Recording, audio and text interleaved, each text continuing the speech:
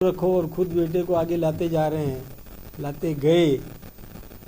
फिर कभी कहते हैं कि मैंने तो ये नहीं कहा था और मेरा प्रश्न नहीं समझा। और मैं सोचता हूँ कि गहलोत साहब को अब धैर्य करना चाहिए, संतोष शास्त्र शुरू करो वानप्रस्थी की ओर, संन्यास आश्रम। 75 के बाद तो संन्यास आश्रम होता है, उनको संन्यास आश्रम का बोलो। मतलब वास्तव में मैं एक बात बताऊं आपको कि गहलोत साहब का कार्यकाल हो गया, 3 बार मुख्यमंत्री रह लिए, लेकिन उन्होंने पार्टी को इतने गर्त में डाल दिया, कांग्रेस पार्टी को, जो कभी भी देश पर शासन करती थी, कभी कई प्रांतों में शासन करती थी। उनको पंजाब का प्रभारी बनाया, पंजाब में बंटा ढार किया। उनको गुजरात में प्रभारी बनाया, गुजरात में बंटा ढार किया। उनको महाराष्ट्र में प्रभारी बनाया, महाराष्ट्र में बंटा ढार किया। तो सभी जगह अब उनका अब जलवा खत्म हो गया। अब इंतजार करते करते तो फिर वो सूखते जाएंगे। दिल्ली की तरफ रुख है गहलोत साहब। वैसे देखिए, मैं शुभकामनाएं, मेरे अच्छे मित्र हैं, मैं उनको शुभकामनाएं दे रहा हूँ। दिल्ली की तरफ उनका रुख है, उसका कारण है क्योंकि उनकी पार्टी में निर्णय वहीं से होता है और वहाँ आजकल उनके जो एक इमीडिएट विरोधी जो थे ना, उन्होंने ज़्यादा वहाँ चक्कर काटने शुरू कर दिए।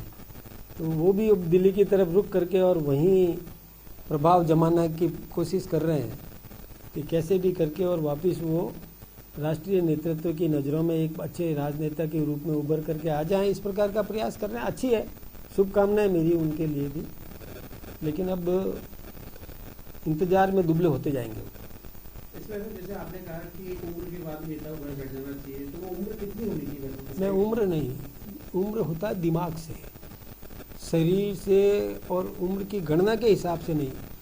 दिमाग जब तक उसका चेतना वाला है, नए सृजन करने की स्थिति में है, शब्द चयन सही हो, व्यवस्थित रूप से निर्णय कर सके, निर्णय क्षमता हो, काम करने की ललक हो, सेवा की भावना हो, तो उसमें उम्र बाधक नहीं है।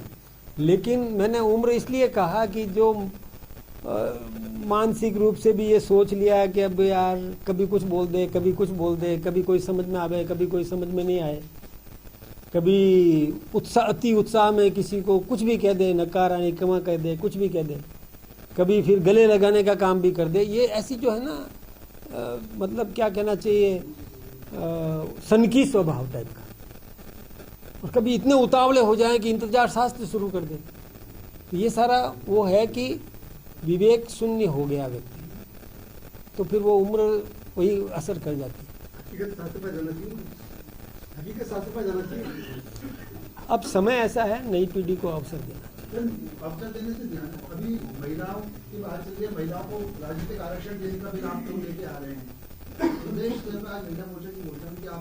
गहलोत साहब भी सुनीता जी को आगे करें ना, करे सुनीता जी को आगे, हमारी शुभकामना है सुनीता जी को। हमारे पास में पूरी टीम है, जो आरक्षण आएगा तो हमारे पास में प्रशिक्षित, आज आपने देखा ना महिलाओं की टीम घोषित हुई है, इनमें भी कई ऐसी प्रतिभाशाली महिलाएं हैं। तो महिलाएं देखिए, जब देश में इस प्रकार का जैसे कि संभावनाएं हैं, इसी सत्र के अंदर महिला आरक्षण भी होने की संभावना है, इसी सत्र में डिलिमिटेशन की भी संभावनाएं हैं। अभी संभावना शब्द प्रयोग है मेरा, आप संभावनाएं हैं, तो हम तो तैयार हैं। हमारे पास में बहनें भी पर्याप्त संख्या में है, मैच्योर्ड बहनें हैं जो सभी दृष्टि से और सत्ता संभालने के लिए भी तैयार।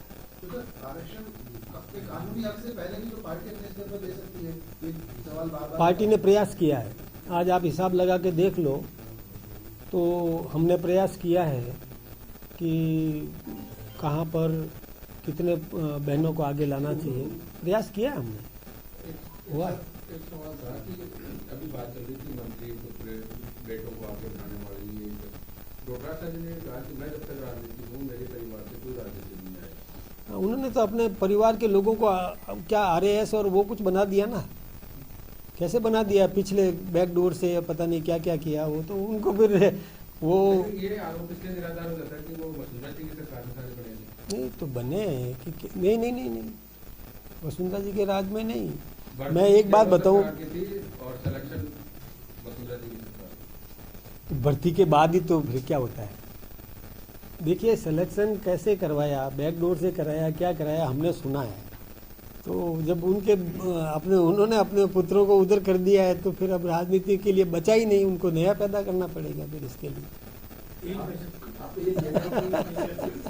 कि जो पुत्र है राजनेताओं के वो पूरा दखल देके काम करे, कोई आपत्ति नहीं आपको? नहीं नहीं, राजनीति के अंदर जिसके पास जो दायित्व है वो अपना दायित्व निभाए।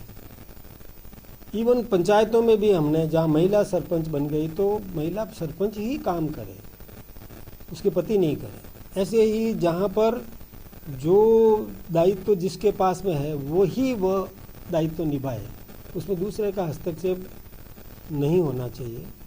वो अपने विवेक से काम करे, टीम के साथ काम करे, ये ठीक है।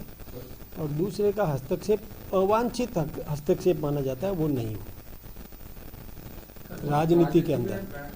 पीढ़ी दर पीढ़ी स्थानांतरण नहीं होना चाहिए या होना चाहिए? नहीं, मैं ये इसमें इसलिए नहीं कहूँगा कि यदि योग्यता है, किसी में क्षमता है, राजनीति में सेवा की भावना से वो आगे आया है और जन सेवा करके जनाधार उसने तैयार किया है अपना, और निर्णय तो जनता करेगी, लेकिन वो उसमें यदि आगे भाग लेता है तो मैं सोचता हूँ कि कोई अनुपयुक्त नहीं माना जाएगा। लेकिन किसी को प्रवोक करके, हस्तक्षेप करके, जबरन कि मेरा दूसरे को नहीं आने दूंगा और मेरा बेटा ही आना चाहिए, ये ठीक नहीं है। देखिए जैसे अशोक गहलोत जी इतिहास शास्त्र चला रहे, लगातार सीरीज चला रहे, तो बीजेपी भी क्या विकास शास्त्र चलाएगी, ऐसी कोई सीरीज चलाएगी? हम नकल नहीं करते, हम सही दिशा में काम करते हैं। पता नहीं वो उतावले हैं और इंतजार शास्त्र कर रहे हैं। मैंने तो कहा कि उनको अब इंतजार में सूखना नहीं चाहिए।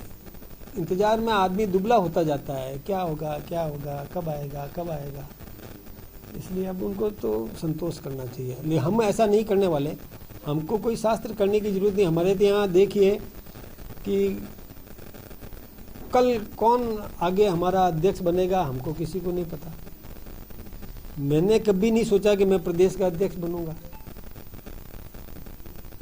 राष्ट्रीय अध्यक्ष का भी कोई नहीं सोच सकता कि वंशानुगत होगा। कांग्रेस में जैसे होता है ना कि नेहरू जी के बाद में इंदिरा जी से राजीव जी से राहुल जी से सोनिया जी, और फिर प्रियंका जी भी, ऐसा करके ये ठीक नहीं है। आपने यूनिफॉर्म सिविल कोड को संदर्भ में बिल लाने की तैयारी, इसमें भी आपको कह रही है राजस्थान में यूसीसी की बात चल रही है, आपके पास अरुण मेघवाल ने पत्र लिखकर आवेदन आप दिया, किस तरह का यूनिफॉर्म सिविल कोड को लेकर क्या आपने निजी बिल लाने की तैयारी की है राज्यसभा? ये बात सही है।